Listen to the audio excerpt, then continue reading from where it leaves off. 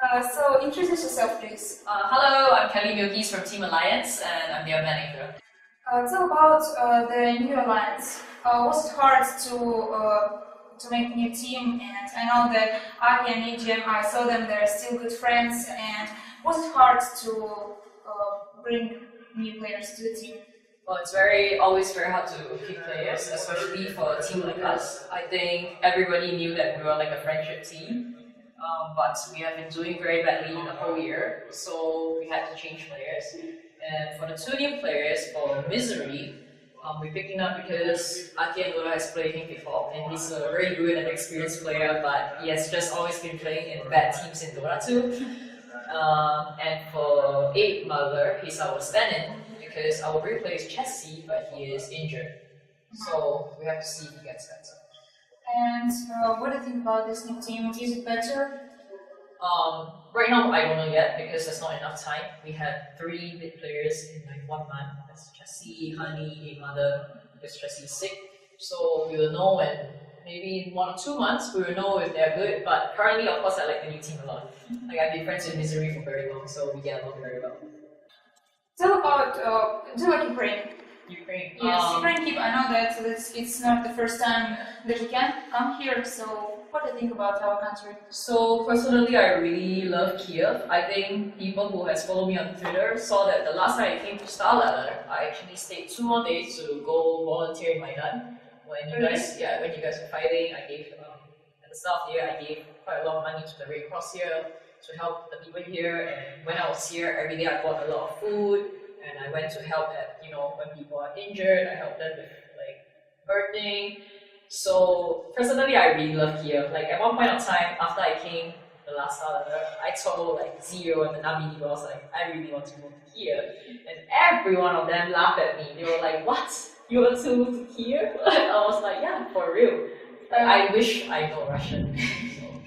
So you can learn it? What's the problem? No time? Oh, Infernal, like, I don't know if you guys know her, it's Gunina. She tried to teach me Russian, but it's super hard. Like, I would need to go to school for like 3 years to learn Russian. So, I will try. Like, slowly I learn. Have you been in some another cities in Ukraine or only Kiev? Actually, no, only Kiev. Why? Well, we never got once or no time? Well, there was some time ago that Debbie offered like if we can go to his house and play. So if we have time, then I will definitely go and check it out. But at the moment, I guess no, because it's quite dangerous where he was from. He's from like the war side. So after that, I will definitely go. Tell me this, you're one, I don't know, maybe you're one of the iconic girls in cybersport because except some girl team from Navi and Virtus Pro, you're the manager of one of the best teams in the world. And how it is for you to be a manager? Is it hard? Is it hard to be a girl in cybersport when everybody else are men? That's a very good question. Number one, it is very hard to be a manager because you are stuck here. You want to care for the players, but there are things that the management needs, so it's like a sandwich. So you have to be very good at managing that. Also, it's very hard to keep a team together. That is another hard part of the job. And as for being a woman in esports, yes, it's definitely hard. At the start, there were a lot of people, the community, or like even people who worked in esports that tried to bully me out. I'm sure people know about the drama that has been going on Reddit for me and all that. And it's hard because number one, it's a man industry. To even get a job, it's very hard because people will look at you and go like, oh, you're a woman. Like why? It's just like real sports. You see very little women working in real sports. Yeah, I know. For me, I'm not trying to say I'm a very good or whatever example, but the reason why, even though I get a lot of blame, but I continue because I want to be a good example for girls. I want girls to look at me and go like, hey, if Kelly can have a real job in esports, if everyone flame her but she stayed, then maybe I can. I want to give girls hope. And I have helped a lot of girls get jobs in esports. Girls that are, really want to work in esports and they're good people. Yes, I do that because for me, I'm so excited when I meet girls like you who likes esports. I'm like, oh, it's more girls. I love that. So. Yeah, it's very cool for me to talk to you now because I saw you on I don't know, like on TV, on streams, on everywhere, on tournaments. So I'm following you on Twitter and Instagram, and now I'm sitting next to you, and it's really cool because StarLadder is the only one event in Ukraine where you can meet some really top players from the world. So, how did you start? Did you start as a player, or you just come to your friends and, hey guys, you're a good team, I want to be a manager, let's start? So first of all, I want to say thank you. Like, this is the kind of reaction I would wish to get. Like, oh, like I'm not saying that I'm very cool, but oh, Kevin, you're so cool because you can work in esports. Me too, to give you the confidence to I can do it because there are other girls working, you know. So I started 10 years ago. Actually, when I was 15, I played Counter-Strike for like girls team and boys team in my country, and I played for 5 years. Then I became a StarCraft 2 caster. And I was very lucky because I got to cast GSL, which was kind of like TI at the time. And I casted GSL Season 3, which is like TI 3. So I got very popular from there. And then I went to work in Own3D, which was the streaming platform. In between, I did some jobs like hosting, casting, blah, blah, blah. And then it came to the point where Loda, I met Loda at DreamHack again, and he was playing Pawn. And I told him, because TI1 just finished, and I told Loda, I said, hey, I think you should come back to play Dota too. And so he started a new team, like CLG, Akian, Python, and the rest, but it didn't really work out. So I told him to take a chance to come to Asia, because I told him if you come to Singapore and you play with Asia team, first of all, he needs time to train back his skill. Second of all, he can learn how the Asian teams play. So he did that with Zenit for 1 year, for TI2, and then we went back to Sweden. I told him it's time to look for Ake again to make a new team. So they made a new team with like Ake, Loda, S4, Budo, and MD. And so I told Loda, okay, I'm gonna go look for a sponsor. So I went to talk to a couple of sponsors, and we got signed by EG to make Team Alliance.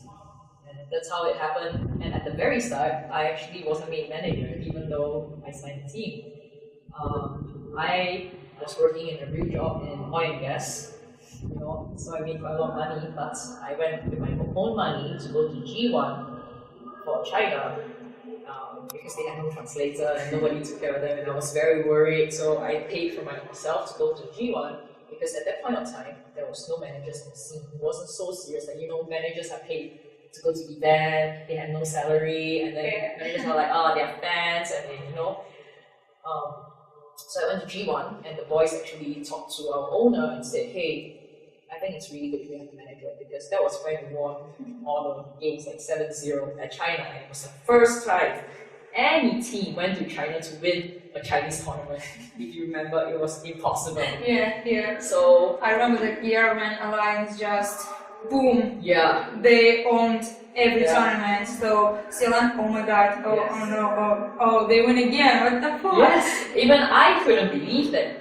We knew we'd be good, but we didn't expect to win everything. Like, we won every LAN tournament we went to, but won ESL. Which, by the way, ESL is our curse. We have never won an ESL. And after that, when I looked at the industry, because I love esports, no matter what game, I love esports. I believe in it since I was 15. 10 years ago, what was esports? We got like what, gear, and we had a LAN shop to sponsor us, no salary, and we had to pay ourselves to go to tournament. And we were like, wow, we are pro team. That was 10 years ago. But I believe in esports. I love video games. And so what happened was that I told myself, look, there are no managers in the scene right now. I want to set an example. I want to set a standard for people to see what a manager can do, what a manager can be like. So after TI3, the good thing was a lot of team owners look at our team and go like, wow, they have a good manager, which is why they did so well. So a lot of teams started to get good managers. I hired a couple of managers for other teams to take care of other teams as well. I think everyone knows that all the players kind of call me mom because I love to take care of everyone. I don't want to take care of my team. I think really everybody can call you mother of Alliance. I think it's very important to care about other teams, including your own team, because, like I said, I just love esports. Can you tell some words for maybe new players, amateurs, people who want, I want to play, but there's lots of good players, maybe I shouldn't do it, I'm not sure. what do you think a person needs to become a really good player? To be very, very honest, number one, I would ask you not to be a pro player because it's very hard. It's very, very hard. Imagine you love something a lot, but you have to do it as your job. You play 8 hours. My team plays 8 hours a day, 6 days a week. Even if you love something a lot to do it, it might kill you. The second thing, the most honest thing I can say about being a pro player is it's all about luck. It's luck.